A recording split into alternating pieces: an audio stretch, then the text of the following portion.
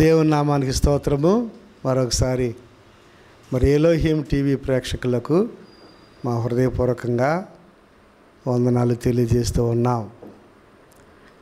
మరి ఈ ప్రోగ్రాం ద్వారా మీతో దేవుని వాక్యాన్ని పంచుకోవటానికి దేవుడు మంచి అవకాశం ఇచ్చినారు. మరొక వాక్య భాగాన్ని ధ్యానం చేసుకుందాం. ఎఫెసీయులకు రాసిన పత్రిక 6వ అధ్యాయము 10వ వచనం. తుదకు ప్రభు యొక్క మహాశక్తిని బట్టి ఆయన యందు బలవంతులయుండుడి. చిన్న ప్రార్థన చేసుకుందాం. ప్రభా, నీ పాదాలకు వందనాలు చెల్లిస్తూ ఉన్నాం. నీ మాటలు చెప్పటానికి ప్రభా ఈ ఎలోహిం టీవీ పరిచర్య వారు అవకాశం ఇచ్చినారు. అందుని బట్టి మీకు స్తోత్రాలు. ప్రభా, నేనైతే వట్టివాడిని మట్టివాడిని, ఎందుకు పనికిరాని వాడిని. ప్రభా నాయనా, కొద్ది మాటలు మా ప్రేక్షకులకు ప్రభా వినువారికి దీవెనకరముగాను ఆశీర్వాదకరంగాను చేయమని మహిమా ఘనత ప్రభావములు మీకే ఆరోపించుకుంటూ యేసు నామములో అడుగుచున్నాము తండ్రి, ఆమేన్. ప్రియులరా, ఈరోజు ఎఫెసీయులకు రాసిన పత్రిక 6వ అధ్యాయము 10వ వచనంలో 10వ వచనం నుండి 18వ వచనం వరకు మనం ఎలాగున రక్షించబడినటువంటి విశ్వాసులు కానివ్వండి, సేవకులు కానివ్వండి, మనము అనుదిన జీవితంలో, మన దైనందిక జీవితంలో అపవాదిని ఎలా ఓడించాలి, అపవాదిని ఎలా ఓడించాలి, వాడి యొక్క తంత్రములు, వాడి యొక్క జిమ్మిక్కులు మనం ఎలాగునా తెలుసుకోవాలి ఎలాగ జయించాలి అనే విషయాన్ని కొద్దిగా మనం వాక్యంలో నుండి కొన్ని మాటలు ధ్యానం చేసుకుందాం. తుదకు ప్రభు యొక్క మహాశక్తిని బట్టి ఆయన యందు బలవంతులయుండుడి. మీరు అపవాది తంత్రములను ఎదిరించుటకు శక్తిమంతులగునట్లు దేవుడిచ్చు సర్వాంగ కవచమును ధరించుకొనుడి. చూసారా ప్రియులరా, ప్రభు యొక్క మహాశక్తిని బట్టి మనం ఏమవ్వాలి? బలవంతులు అవ్వాలి. చూడండి, శారీరకంగా మనం బలవంతులుగా ఉండాలంటే రోజు పాలు తాగుతాము, తర్వాత మంచి టిఫిన్ తింటాము, మంచి ఆహారం తీసుకుంటాము, ఆ పాలల్లో హార్లిక్స్ చేసుకుంటాము, ఇంకా రకరకాల మెడిసిన్స్ వేసుకుంటాం. తప్పులేదు, శరీరం ఆరోగ్యంగా ఉండాలి కనుక ఇవన్నీ తీసుకోవాల్సిందే. అట్లాగే శరీర విషయంలో ఎలాంటి శ్రద్ధ కలిగి ఉంటావో, నీలో ఉన్న ఆత్మ విషయాల్లో కూడా నీవు ఎంతో శ్రద్ధ కలిగి ఉండాలి. పౌలు గారు అంటాడు, మేము బలహీనులుగా ఉన్నప్పటికీ అంతరంగ పురుషుడు దినదినము బలం పొందుకుంటున్నాడు అనే ఒక వాక్యము మనం చదువుతున్నాం. బాహ్య పురుషుడు కృషించినను అంతరంగ పురుషుడు దినదినము వర్ధిల్లుచూ ఉన్నాడంట. అట్లాగే మనం కూడా మన యొక్క ఆధ్యాత్మిక జీవితాల్లో కూడా మనం కూడా ఎలా ఉండాలి? శరీర బలహీనతలు ఉన్నా, వ్యాధులు, బాధలు, కష్టాలు ఉన్నా, ఆత్మలో మనం బలవంతులుగా ఉండాలంటే చూడండి, ఇక్కడ కొన్ని వాక్యాలు మనము చూస్తున్నాం. ఏలయనగా మీ నడుమునకు 14 వచనం, ఏలయనగా మీ నడుమునకు సత్యమును దట్టి కట్టుకొని నీతి అను మైమరువు తొడుగుకొని పాదములకు సమాధాన సువార్త వలన సిద్ధ మనసును జోడు తొడుగుకొని నిలవబడుడి. సరే ప్రియులరా, మనలో సత్యం ఉండాలి, మనలో నీతి ఉండాలి. లేకపోతే అపవాది ఏం చేస్తుంది? మనల్ని పడగొట్టేస్తుంది. చూడండి, దావీదు, గొలియాతు.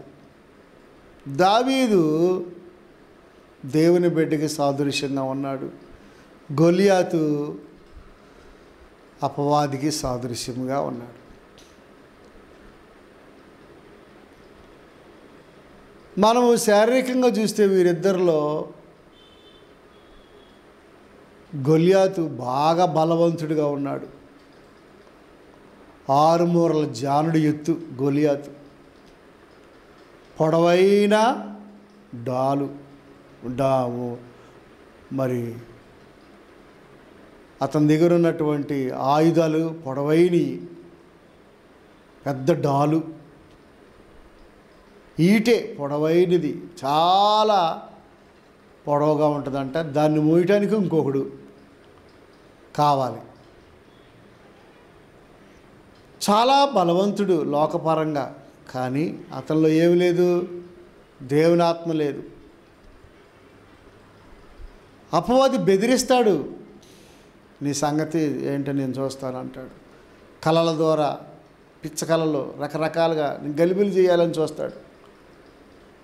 వ్యాధులు పెట్టి బలహీనపరచాలని చూస్తాడు. అయినప్పటికీ మీరు అపవాది తంత్రములను ఎదిరించుటకు శక్తిమంతులగునట్లు దేవుడిచ్చు సర్వాంగ కవచమును ధరించుకొనుడి. ఎలయనగా మనము పోరాడునది శరీరులతో కాదు, ప్రధానులతోనూ అధికారులతోనూ ప్రస్తుత అంధకార సంబంధులకు లోకనాథులతోనూ ఆకాశ మండలమందున్న దురాత్మల సమూహములతోనూ పోరాడుచున్నాము. పోరాటం, ఇంట్లో పోరాటం, భార్య దగ్గర, బిడ్డల దగ్గర, డబ్బుల దగ్గర, ఆస్తుల దగ్గర, అంతస్తుల దగ్గర, వాహనాల దగ్గర, ఏమండి, ఉద్యోగంలో, కుటుంబ వ్యవస్థలో ఎన్నెన్నో రకరకాలుగా అపవాది నానా విధములుగా ఏం చేస్తుందంట? మనలను ఓడించటానికి రకరకాల ప్రయత్నాలు చేస్తుందంట. అలాంటి ప్రయత్నాలను ఎదిరించటానికి మనము ఎలా ఉండాలి? మనము ప్రియులరా, మామూలు అయితే కింద పడిపోతారు. నామకార్థ ప్రజలు, నామకార్థంగా జీవించేవాళ్ళు బలహీనం అయిపోతారు. కనుక మనము ఆత్మలో ఎలా ఉండాలి? బలవంతులుగా ఉండాలి. బలవంతులయుండుడి నా కుమారుడా, తిమోతితో రాస్తూ పౌలు గారు, నా కుమారుడా తిమోతి, క్రీస్తు యేసునందున్న కృపచేత నీవు బలవంతుడవు కమ్ము. బలం సంపాదించుకోవాలి. చూడండి ప్రియులరా, దావీదు యథార్థవంతుడు. అతని బలం ఏంటి? అతని బలమేంటి? యథార్థత. అతని బలమేంటి? సత్యము. అతని బలమేంటి? విశ్వాసము. అతని బలమేంటి? నీతి. అతని బలమేంటి? ప్రార్థనా జీవితం. అతని బలమేంటి? వాక్యము. యెహోవా నా బలమా, నా శైలమా, నా కోట, నా కొండ. ప్రియులరా, ఆ యుద్ధంలో రాజైన సౌలే వెనకంజి వేశాడు. భయపడ్డాడు, పిరికితనం వచ్చేసింది. అతనిలో సత్యం లేదు కనుక అతన్ని భయపడ్డాడు, బలహీనుడైపోయాడు. రాజు బలహీనుడైతే సైన్యం కూడా అమ్మో బతుకుంటే బలుసాకులైన ఏరుకొని తినొచ్చు, వీడితో మనం ఎందుకు తలపడాలని ఎవరి కాళ్ళు ఏం చేశారు? తోక ముడుచుకున్నారు. అప్పటికే 40 రోజులు అవుతుంది ఇశ్రాయేలీల మీదకి వాడు వచ్చి. 40 రోజుల నుంచి రోజు ఉదయం సాయంకాలం మధ్యాహ్నం ఇక పోట్లాడుతున్నావా అమ్మా నీ భర్త మీద నీ పిల్లల మీద, నీ కుటుంబం మీద, నీ బంధువుల మీద నువ్వు పోట్లాడుతున్నావా? పోట్లాడు మాకు. పోట్లాడే ఆత్మ, కోపాడే ఆత్మ మంచిది కాదు. ఆత్మలో నువ్వు తగ్గిపోయావు. చికాకు వస్తుందా, చిరాకు వస్తుందా, గలిబిలవుతున్నావా? ఊర్పును పోగొట్టుకున్నావా? సహనాన్ని పోగొట్టుకున్నావా? ఆత్మలో నువ్వు దిగజారిపోతున్నావు. క్రీస్తు యేసునందున్న కృపచేత, ఆయన ఉచితమైన కృపచేత ఏమవ్వాలి? బలవంతులు అవ్వాలి. చూసారా? బలవంతులుగా అయితే, బలవంతులంటే ఎట్లా అవుతాం? బలవంతులవి దేవుని మాటకు లోబడితే, మన పాపాలు ఒప్పుకొని పశ్చాత్తాపడితే మనం బలవంతులం అవుతాం. చూడండి ప్రియులరా, దావీదు అన్నం తీసుకుని వచ్చాడు అన్నలకి. అన్నం తీసుకుని వచ్చినప్పుడు అక్కడ సిచ్యువేషన్ అతడు తెలుసుకొని వీళ్ళందరూ దేవుని ఆత్మ లేనివాళ్ళు, నాకు అర్థమవుతుంది అయ్యా అని గబగబ రాజుగారు సమాజంలోకి వెళ్ళి, నేను జయిస్తానండి, ఆ 6 మూరల జానుడు ఎత్తుగల వ్యక్తిని నేను జయిస్తా, నాతో తలపడమనండి. వాళ్ళందరూ నవ్వారు, ఎగతాళి చేశారు. అన్నలైతే అరే ఎందుకు యుద్ధం చూడటానికి వచ్చావా అని రకరకాలుగా బాధ పెట్టారు. చూసారా ప్రియులరా? ఏమండి ఎంత డిస్కరేజ్ చేశారండి అతన్ని. అయినా సరే ఏమాత్రము పట్టు విడవల. దేవునాత్మ అతన్ని రేపుతుంది. అతన్ని ఏం చేస్తుంది? దేవునాత్మ వెనకాలండి బలపరుస్తుంది, తనలో ఉండి బలపరుస్తుంది. దావీదు నువ్వు వెళ్ళు, నేను జయమిస్తా, నీకు తోడుగా ఉంటా బా. ఓ విశ్వాసి, ఓ సేవకుడా, దేవుని ఆత్మ నువ్వు కలిగి ఉన్నప్పుడు నీకు తెలియని ధైర్యం వచ్చింది, తెలియని ఉత్సాహం వచ్చింది, తెలియని సంతోషం వచ్చింది, తెలియనటువంటి బలం వచ్చింది. అవునయ్యా, తెలియని రీతిగా మంచి దేవునాత్మ చేత నింపబడి చిన్నవాడే, చూడటానికి చిన్నవాడే అయినప్పటికీ ప్రియులరా ఎంత ధైర్యంగా ఉన్నాడు. అయ్యా నా సాక్ష్యం చెబుతున్నా వినండి. చిన్నప్పుడు నేను గొర్రెలు కాసుకునేటప్పుడు సింహం వచ్చింది, దాన్ని చీల్చేశాను. ఎలుగుబంటి వచ్చింది ఇంకోసారి, దాన్ని కూడా చీల్చేశాను. దేవుడు ఆ క్రూరమైన జంతువుల మీదే నాకు విజయం ఇచ్చాడు కదా, మరి నాకెందుకు ఈడు విజయం? ఈ గొలియత్ అంతా, సున్నత లేని ఈ గొలియత్ ఎంత? సున్నతి నిన్ను రక్షించదు సహోదరుడా. బాహ్యాచారాలు, బాహ్యమైన పద్ధతిలో నీకు మారు మనసును కలిగించలేవు. ఆచారాలు, సాంప్రదాయాలు ఏమాత్రం నీ పాపాలని నుండి అవి ఏమాత్రం రక్షించలేవు. అనుకుంటున్నావేమో పుణ్యస్నా నదుల్లోకి వెళ్ళి మునిగితే నాకు పాపాలు పోతాయి.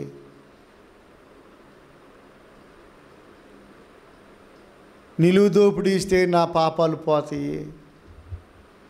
పేదలకి అన్నదానం, వస్త్రదానం,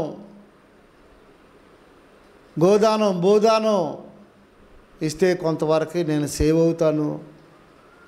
ఏ నామములో కూడా రక్షణ లేదు తమ్ముడా. యేసు క్రీస్తు నామములోనే నీకు పాప క్షమాపణ. యేసు నామములో ప్రతి మోకాళ్ళు వంగవలసిందే. ఆయన నామం ద్వారానే దేవుని యొద్దకు మనము చేరగలుగుతాం. దేవుడు అధికారం ఇచ్చాడు యేసు ప్రభువుకి. ఆయన నామము ద్వారానే, నేనే మార్గము, నేనే సత్యము, నేనే జీవము, నా ద్వారానే పరలోక రాజ్యం. కనుక ఈ లోక ఆచారాలు, సాంప్రదాయాలు మోక్షాన్ని కలిగించవు. భ్రమపడుతున్నావేమో. కనుక దావీదు చెప్పాడయ్యా, నాకు ఆ రోజు దేవుడు నాకు శక్తి ఇచ్చాడు కదా, ఈ గొలియాతు ఎంత, ఈ సున్నతి లేని గొలియాతు ఎంత? అప్పుడు గట్టిగా చెబుతున్నాడు వాళ్ళు కూడా. అయితే నా దగ్గర కొన్ని ఆయుధాలు ఉన్నాయి, కానీ నా యొక్క శిరస్త్రాణము, నా యొక్క డాలు, నా ఈటె, నా కత్తి, నా మేజోళ్ళు ఇవన్నీ వేసుకొని వెళ్ళయ్యా. సరే అవన్నీ ఇచ్చారు, వేసుకుంటే నడవలేకపోతున్నాడు. ఏమంటే దేవుడు ఎలాంటి వారి సహాయం లేకోకుండానే కార్యాలు చేస్తాడు.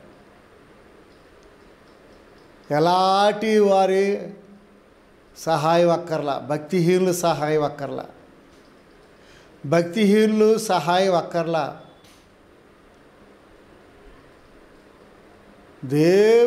దేవుడు నీ యథార్థతను బట్టి, నీ నీతిని బట్టి నీకు తోడుగా ఉంటాడు.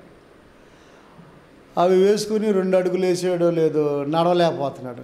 ఏమండి నాకు ఈ అక్కర్లేదు, నాకు ఈ అలవాట్లు ఇవ్వండి.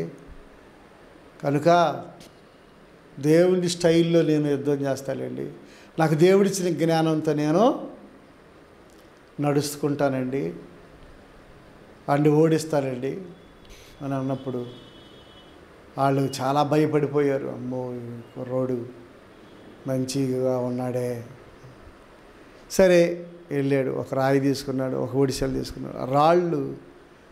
రాయి దేనికి సాదృశ్యం? వాక్యానికి సాదృశ్యం. ఒడిసెల దేనికి సాదృశ్యం?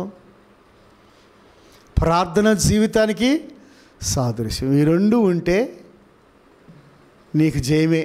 పక్షికి 2 రెక్కలు ఉంటాయి కదా, ఒక రెక్క ప్రార్థన, ఒక రెక్క వాక్యము. ఆ 2 రెక్కలతో ఏమవుద్ది? పక్షి ఎగురుద్ది. అట్లాగే రక్షించబడిన విశ్వాసికి ఒడిసెలు ఉండాలి, రాయి ఉండాలి. ఒడిసెలేంటి? ప్రార్థనా జీవితానికి. రాయి వాక్యానికి సాదృశ్యం. దానియేలు గ్రంథంలో రాయి మనం చూస్తాం కదా, చేతి సహాయం లేని రాయి వచ్చి ఆ విగ్రహాన్ని, ఆ పాదాలను కొట్టినప్పుడు, నెబుకద్నెజరు విగ్రహం కొట్టినప్పుడు దెబ్బతో అది ఏమైపోద్ది? కూలిపోద్ది. ప్రియులరా, వచ్చేది ఆయన రాజ్యమే, దేవుని రాజ్యము, 1000 ఏండ్ల పరిపాలన. ప్రియులరా, ఆ రాయిని నమ్ముకో. ఆ రాయి దేనికి సాదృశ్యంగా ఉంది? క్రీస్తు ప్రభువుకి చేతి సహాయము లేని రాయి వచ్చి కొట్టేసింది ఆ విగ్రహాన్ని. అట్లాగే ఒక రాయి, 5 రాళ్ళు ఏరుకున్నాడు, ఒక రాయి తీసుకున్నాడు, గిరగిర తిప్పి ఏం చేశాడు? గొలియాతును కోడతాం బోర్లు పడిపోయాడు. అపవాదిని ఎదిరించుటకు మీరు శక్తిమంతులయుండుడి. ఆత్మ అనే ఖడ్గము, వాక్యం అనే ఖడ్గము, నీతి అనే మైమరువు, రక్షణ అనే శిరస్త్రాణము, సర్వాంగ కవచము, విశ్వాసం అనే డాలు, సమాధాన సువార్త వలన జోడు. అంతేకాక ప్రార్థన యందు మీరు పట్టుదల కలిగి ఉండండి, మెళుకు కలిగి ఉండండి. చూసారా ప్రియులరా, ఏం కలిగి ఉండాలంట? దావీదులో దేవుని వాక్యం ఉంది, దేవుడున్నాడు. దావీదులో ఎవరున్నారు? దేవుడున్నాడు. నీలో ఎవరుండాలి? దేవుడు ఉండాలి. దేవుడు ఉండాలంటే దానికి తగ్గ యోగ్యత, సత్ప్రవర్తన, క్యారెక్టరు మంచి ప్రవర్తన నీకు ఉండాలి సోదరుడా. యేసుక్రీస్తు రక్తము చేత, ఆయన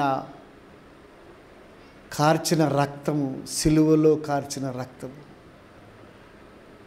నీవు విశ్వాసం ఉంచి నా పాపాల కొరకై యేసయ్యా, నా కొరకై, నా పాపాల కొరకు యేసయ్య సిలువలో ప్రాణం పెట్టాడని సిలువ యొద్దకు వస్తే కానీ నీకు నీ హృదయం కరగదు. సిలువ దగ్గరకు వస్తే కానీ నీకు పాపక్షమాపణ రాదు. సిలువ యొద్దకు వస్తావా? యేసుప్రభుని నమ్ముకుంటావా? నీ నోటితో యేసు ప్రభు అని, నీ యొక్క హృదయమందు విశ్వాసముంచే ఎడల నువ్వు రక్షించబడతావు. యేసు ప్రభు అని, యేసే ప్రభువు, యేసే దేవుడు నా జీవితానికి, ఇక నేను వీటన్నిటిని నేను నమ్ముకోను, అవన్నీ నాకు వద్దు, నాకు యేసయ్య కావాలని నువ్వు విధేయత కలిగి లోబడి నువ్వు మారుమనసు పొంది పాపాలు ఒప్పుకొని పశ్చాత్తాపడి నీవు కన్నీరు కార్చి బాప్తిసం తీసుకుంటే అప్పుడు రక్షణనే శిరస్త్రాణము. సత్యము నడుమునకు సత్యమును దట్టి కట్టుకొని నీతి అను మైమరువు తొడుగుకొని పాదములకు సమాధాన సువార్త వలన సిద్ధ మనసును జోడు తొడుక్కొని నిలబడి. దావీదు నిలబడ్డాడంటే ఇవన్నీ కట్టుకున్నాడు. ఇవన్నీ బయటికి కనపడతాయా? ఉంగరాలు కనపడతాయి బయటికి, కళ్ళజోడు కనపడుద్ది బయటికి, బూట్లు కనపడతాయి బయటికి, టై కనపడుద్ది, కోటు కనపడుద్ది, ఇవన్నీ బయటికి కనపడాయి. కనబడని సత్యము, నీతి, సిద్ధ మనసు. 16వ వచనం, ఇవన్నీ కాక విశ్వాసమును డాలు పట్టుకొనుడి, దానితో మీరు దుష్టుని అగ్ని బాణములన్నిటిని ఆర్పుటకు శక్తిమంతులగుదురు. చూసారా? విశ్వాసమును డాలు పట్టుకొనుడి. విశ్వాసం ఉండాలి. దావీదుకి ఏముంది? విశ్వాసం ఉన్నది. ఈ సున్నతి లేని ఫిలిస్తీయుడు ఎంత నా దేవుని ముందు. ఆ యుద్ధానికి వచ్చేటప్పుడు యెహోవా నామములో నేను నీ మీదకి యుద్ధానికి వచ్చుచున్నాను. అక్కడ సైన్యములకు అధిపతియగు యెహోవా నామాన్ని ఏం చేశాడు? తన నోటితో గట్టిగా చెప్పాడు. మనం కూడా నోటితో సాక్ష్యం కానీ, ప్రార్థన కానీ, పాట పాడటం కానీ గట్టిగా చెప్పాలి. గట్టిగా ఏం చేయాలి? దేవుని స్తుతించాలి.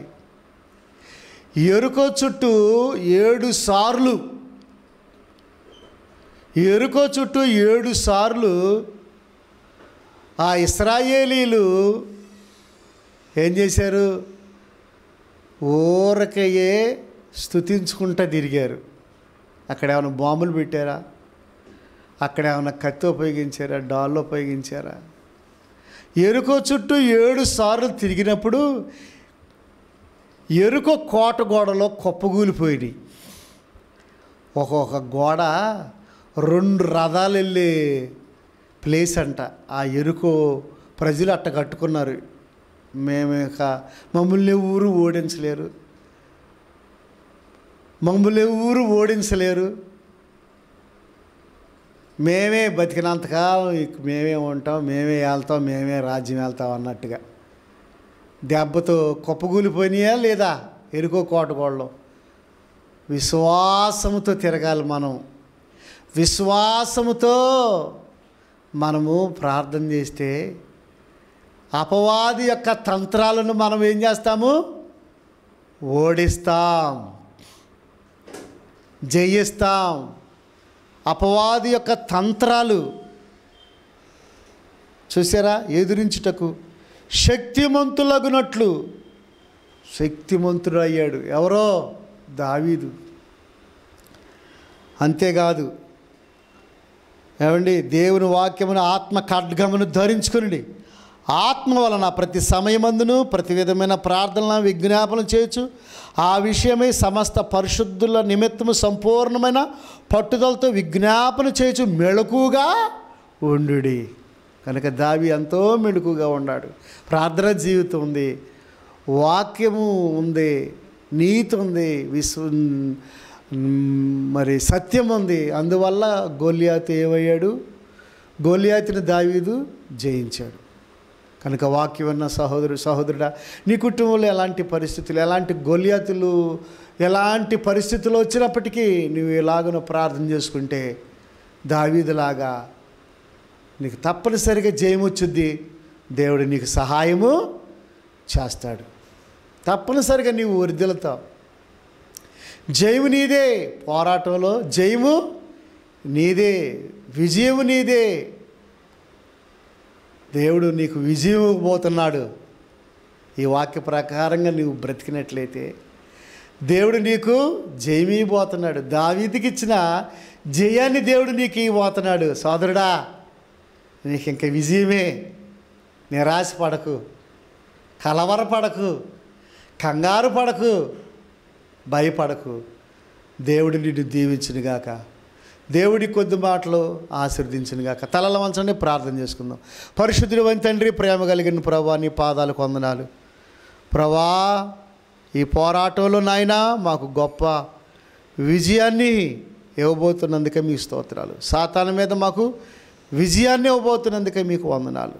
దావీదుకి ఎలాంటి విజయం ఇచ్చావో మాకు కూడా ప్రభువా గొప్ప విజయం దయచేయమని మహిమ ఘనత ప్రభావమును మీకు ఆరోపించుకుంటూ యేసు నామములో అడుగుచున్నాము తండ్రి. ఆమేన్. తండ్రి ప్రేమ, కుమారుని కృప, పరిశుద్ధాత్మని యొక్క అన్యోన్య సహవాసము మీకును మీ కుటుంబాలకు ఎల్లప్పుడూ తోడైండును గాక.